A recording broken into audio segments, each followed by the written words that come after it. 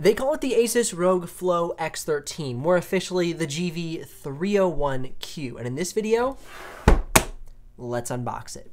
I'm really excited about this laptop. It has one of my favorite CPUs inside of it, the Ryzen 9 5900HS. And this one also comes with 16 gigs of RAM and a RTX 3050 Ti.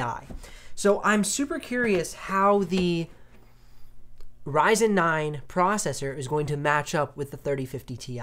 This is going to be really cool.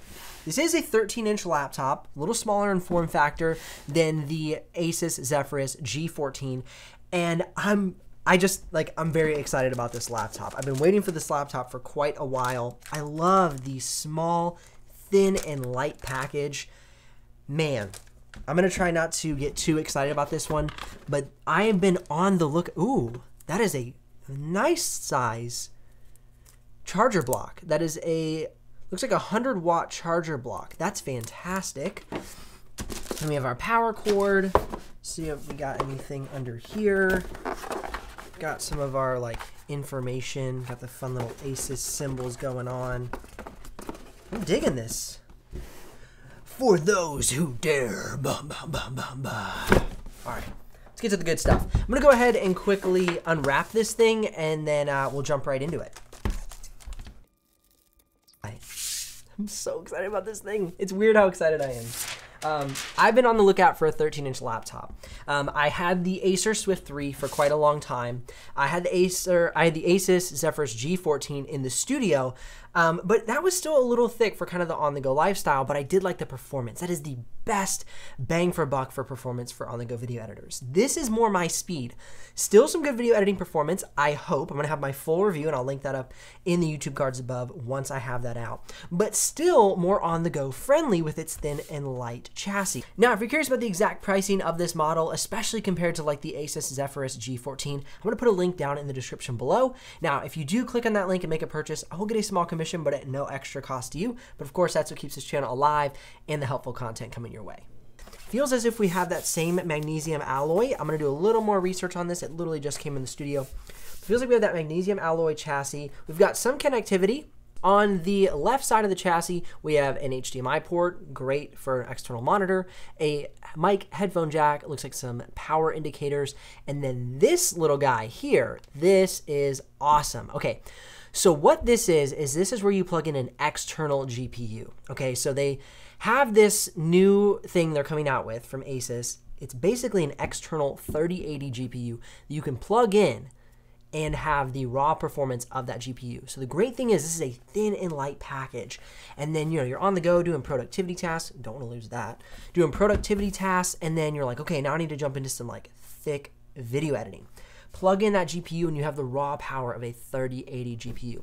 So I'm hoping to get that in soon, and then we can test this laptop without it, and then test this laptop with it. I think that's gonna be amazing.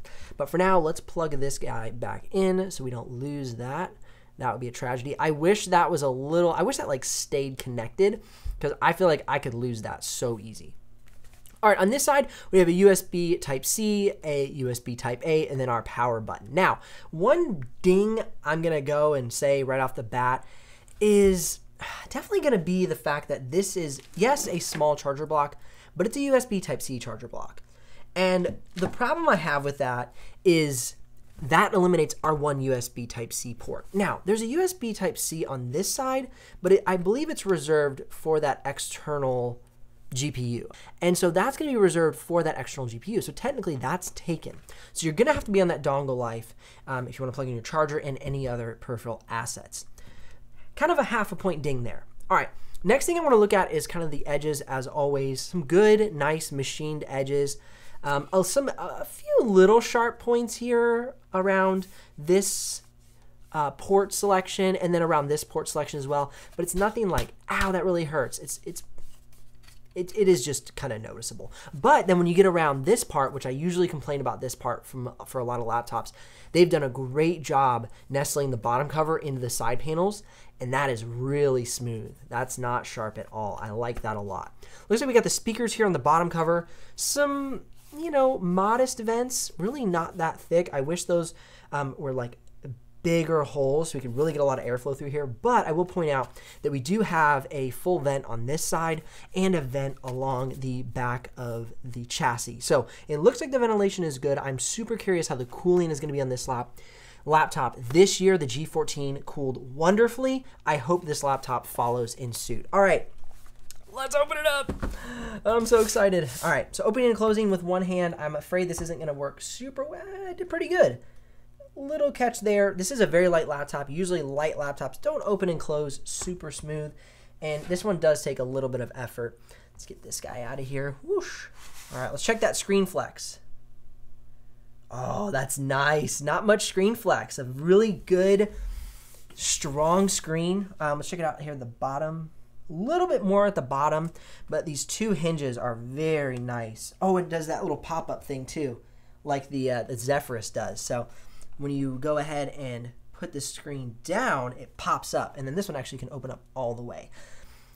I like the shiny screen. It's definitely going to be more prone to like getting fingerprints on it than like a matte screen. But that looks great. And it's also a 16:10 aspect ratio. So it's a nice tall screen. Go ahead and look at that here. Let's see if we have any power yet before we put in the power. See if we can see that screen turn on. Really, I'm digging this screen a lot. This seems to be so far a nice package. And like I said, I'm gonna try not to fanboy on this laptop because I haven't even used it. I don't know if it's gonna be powerful or not powerful, but so far the design is very, very nice. Looks like we have a plastic keyboard deck, so not as nice as the Zephyrus with its magnesium alloy keyboard deck, but the keys have a very nice layout, similar to the Asus Zephyrus G14, but the bonus is the keys are less plasticky, so they feel much nicer under my fingers, just as snappy. We have a number of the function keys up top to control the fan, jump into the Asus control center, volume, kill your mic. If you're in a Zoom call, you can quickly just cut off your mic, which is super nice. And then you have, of course, print screen, airplane mode, the works. Bad sticker job. Bad sticker job, not really stoked on that. But then this is fun. I like the little Asus symbol here, the ROG symbol, if you can see that right there. That's a fun neat little detail they got going on there. It looks like we got some fingerprints here. Like I said, I have pretty oily fingers if you've seen my videos before. So it looks like we got some fingerprints, but not a big deal. You can take a cloth and wipe that off. It doesn't seem to be as bad as the razor blades, which are atrocious for fingerprints. Now that I've got the laptop fired up, I'm trying to think practically, Zephyrus G14 versus Flow X13. What are my thoughts? Now, I think we're gonna have more power out of the G14, obviously with a larger GPU, whether it be the 3060 or the 3070 option. This laptop comes with the 3050 Ti.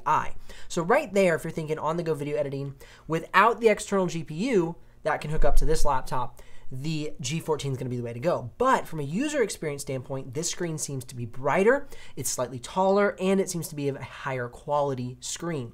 So from a user experience standpoint, I'm really digging this laptop. I'm going to put them head to head from performance standpoint and see, obviously which one wins out. I feel like the G14 is going to win out, but this has been a really fun unboxing.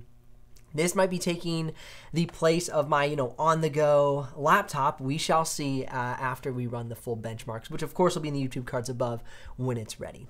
Links if you are ready to make a purchase, if you're just so stoked about it, you're like, I gotta have it. You can check out the pricing and all that down below. Likes if this video has brought you some value, and subs if you don't miss out on the future uploads. I'll see you here in the next video.